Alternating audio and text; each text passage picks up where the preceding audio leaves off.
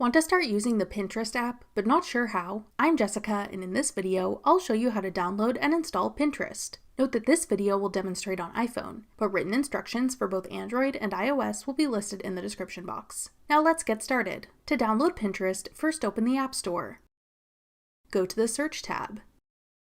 Then type in Pinterest in the search bar. Tap Pinterest when it appears in the search results. Then tap Get.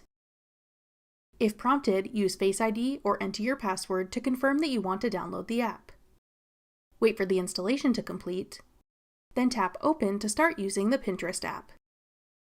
That's all it takes to download Pinterest.